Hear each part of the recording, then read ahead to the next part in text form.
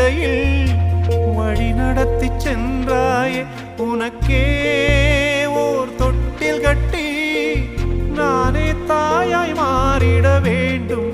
ஆராரிராரோ நான் இங்கே பாட தாயே நீ கண்ணுறங்கு என்னோட மடி சாய்ந்து